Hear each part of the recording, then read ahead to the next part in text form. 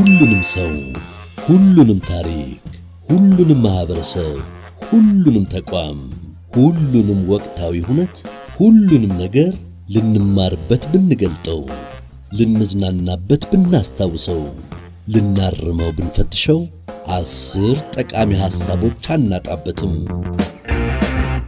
በዚህ 10 ከ10 ዝግጅትም በተመረጡ ዕውቅ ግለሰቦች፣ ታሪኮች፣ ማህበረሰቦችና ወቅታዊ ሁነቶች ዙሪያ 10 ነጥቦችን በ10 መነጽሮች እንመለከታለን፣ እንዳስሳለን፣ እናርማለን፣ እንማራለን። 10 ከ10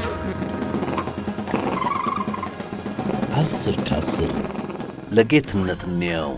ይድረስ ለኛ ለኔናንተ ዘመን በትውልድ ክር በአንድ ስቦ ላቋጠረን የዚህ ሰፈር ኤሊቶች የዚያ ሰፈር ኤሊቶች እየተባባልን በህዝብ ስም እየማልን በወገን ስም እየማልን ሀገር አቃጥለን ለምንሞቅ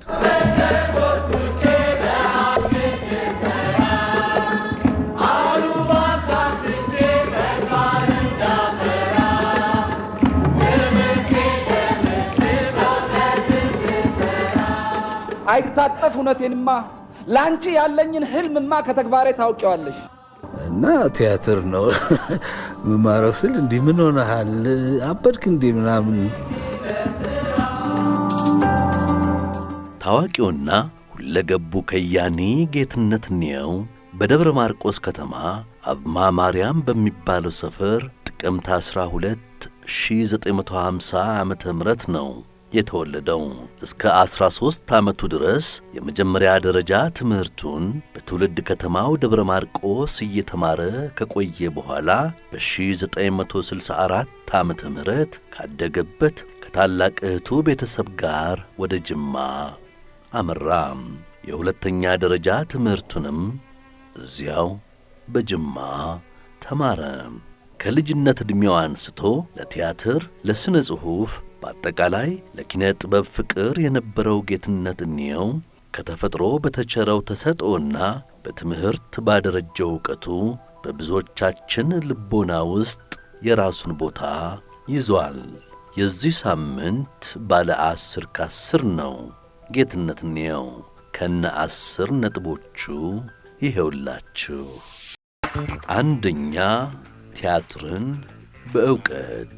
ጌትነት የሁለተኛ ደረጃ ትምህርቱን በጥሩ ውጤት ያጠናቀቀ ሲሆን ከውጤቱ አንጻር የተሻለ ገቢ ወይም ደሞዝ ይገኝባቸዋል የሚባሉትን የትምህርት አይነቶች መምረጥ ይችል ነበር።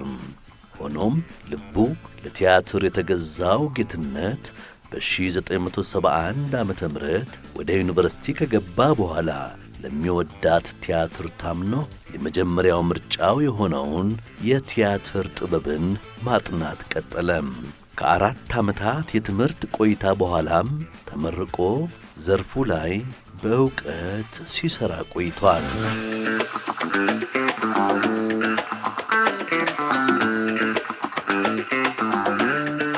ሁለተኛ፣ ገጣሚው ጌትነት። ጌትነት ጎበዝ ገጣሚም ነው። ከመጽሐፍም አልፎ ግጥምን ሲያነብ በተመስጦና በስሜት ተውጦ ነው። በተለያዩ ጊዜያት የጻፋቸውን ግጥሞች ሰባስቦ ዕውቀትን ፍለጋ በተሰኘ ርዕስ አሳትሟቸዋል። በርካታ የሙዚቃ ግጥሞችን ለሚካኤል በላይነህ፣ ፋንታውን ሸዋንቆጨው፣ ግርማ ይፍራሸዋና ለሌሎችም ሙዚቀኞች ሰጥቷቸዋል። በሁለቱ ፈቃድ በሬ ተሰባብሮ በደመና ግረሙቅ እግሬ ተጠፍሮ በ7 ዙር ጉም 2 እጄ ታስሮ በ7ኛ ወር 7ኛ ሌሊት 7ኛው ሰማይ 7ኛ ችሎት እንደ ወንጀለኛ ቀረብኩኝ ተግዜር ፊት።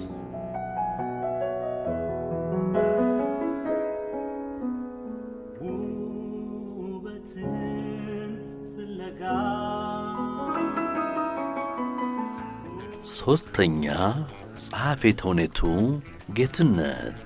ውበትን ፍለጋ፣ የቴዎድሮስ ራእይ፣ በላይ ዘለቀ፣ አባ ኮስትር፣ ጣይቱ፣ የእግዚአብሔር ጣት የተሰኙ ረጃጅም ተውኔቶችን የማበርከቱን ያህል በተጨማሪ ለእይታ የበቁ አጫጭርና የሙሉ ጊዜ ተውኔቶች ለእይታ አብቅቷል።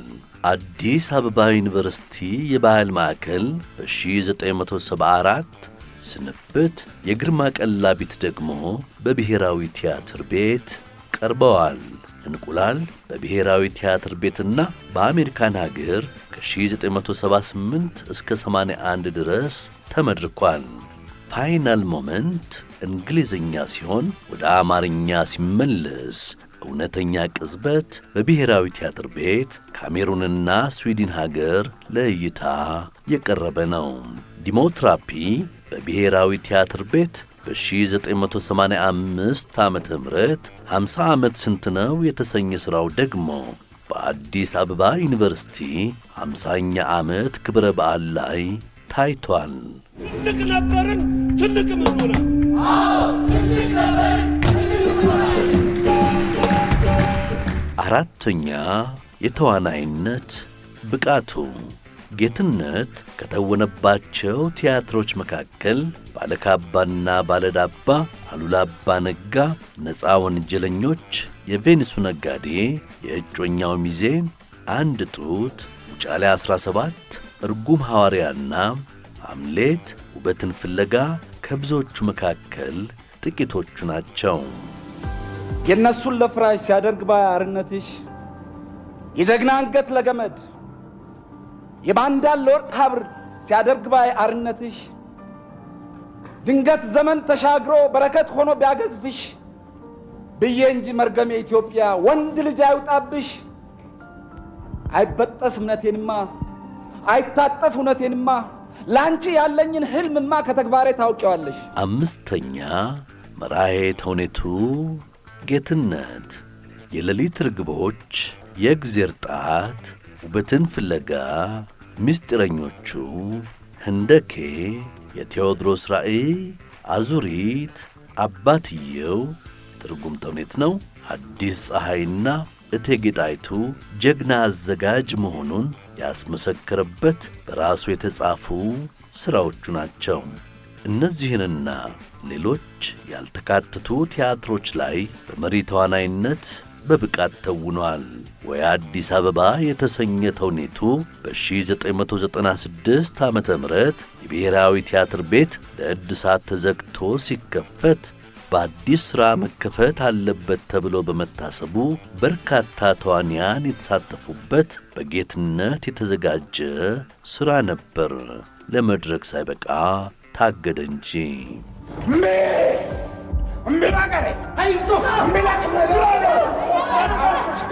የጠላት ግንባር በርሳስ ስለቅም ቆመሽ ታሰብ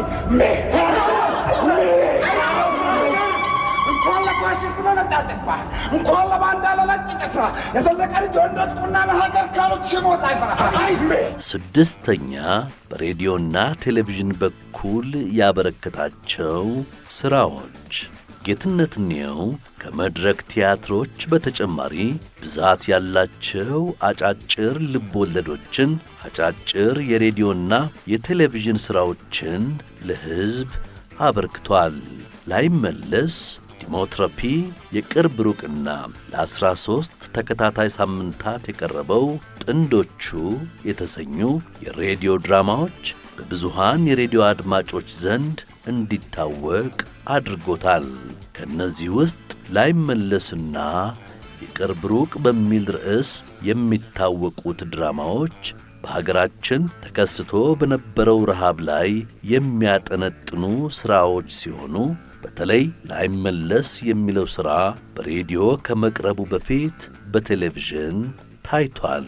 ጌትነት በሬዲዮ የመጽሐፍት ዓለም ፕሮግራም ላይ የሰርቅ ዳንኤልን ቆንጆቹን ረጅም ልቦለድ መጽሐፍ ግሩም አድርጎም ተርኳል።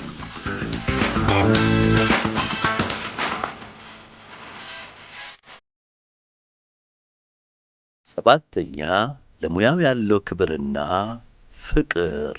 ሥራዎችን ሳልወዳቸው አልሰራም የሚለው ጌትነት እንየው ዛሬም የሙያ ክብሩን እንደጠበቀ ያለ ድንቅ የኪነ ጥበብ ሰው ነው።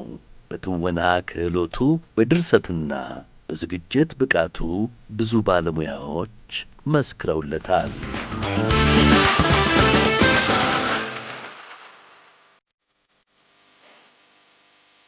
ስምንተኛ ሀገር ወዳድነቱ። ጌትነት ለሀገሩ ያለው ፍቅር ልዩ ነው። በግጥሙም ሆነ በተውኔት ሥራዎቹ መዳረሻው ሀገሩ ናት። ስለ ሀገራቸው ላይታች ያሉና መሥዋዕትነት የከፈሉ የሀገሩ ጀግኖች የሀገሩ ልጆች ናቸው። የብዕሩ ተዘክሮ ትኩረት ከበላይ ዘለቀ እስከ ጣይቱና የቴዎድሮስ ራእይ ባሉት ተውኔቶች ውስጥ ሀገሩ ናት ደምቃ የምትታየው። የግጥም ሥራዎቹም ስለ ሀገር የቀረቡ ዝማሬ ነው የሚመስሉት። ከወዴት ነህ ሲሉህ በሙሉ ራስነት አንገትህን አቅንተህ ድምፅህን ከፍ አድርገህ ደረትህን ነፍተህ የአባይ ልጅ ነኝ እኔ ጦቢያ ናት ሀገሬ በላፍህን ሞልተህ። ዘጠነኛ ከባህል ማዕከል እስከ ብሔራዊ ቲያትር። በዩኒቨርሲቲ ቆይታውም የግቢውን ባህል ማዕከል እንደርሱ በሚገባ የተጠቀመበት አልነበረም። ባህል ማዕከል ራሱን የሚፈትሽበትና ራሱን የቀረጸበት፣ ትወናን በማን ያዘዋል እንዳሻው በጠልፎ በኪሴ ዝግጅት የጀመረበት፣ የራሱንም የመጀመሪያ ተውኔት ስንብትን አዘጋጅቶ ለመድረክ ያበቃበት ባለውለታው ስፍራ ነበርም። ስለ 1970ዎቹ አጋማሽ የሀገራችን የቲያትር ታሪክ ስናወሳ ጌትነት በዚያን ዘመን ብቅ ካሉት አንዱ ነው። ጌትነት ከ1975 ጀምሮም ከ40 ላላነሱ ዓመታት በጽናት ሙያው ላይ ቆይቷል። እኛ ያገኛቸው ዕውቅናና ሽልማቶች ጸሐፌ ተውኔት፣ ገጣሚ፣ ተዋናይና አዘጋጅ ጌትነት እንየው ለጥበብ ላበረከተው አስተዋጽኦ በርካታ የዕውቅና ምስጋናን ተችሮበታል። የአማራ ክልል ባህልና ኪነ ጥበብ ፌስቲቫል ለባህልና ኪነ ጥበብ እድገት ላበረከተው የላቀ አስተዋጽኦ የሕይወት ዘመን ተሸላሚ ሆኖ የክብር ዕውቅና ሽልማት ሰጥቶታል። በ1991 ዓመተ ምህረት የኢትዮጵያ ስነ ጥበባትና የመገናኛ ብዙሃን የሽልማት ድርጅት በቲያትር የረጅም ጊዜ አገልግሎት ተሸላሚም ነበርም።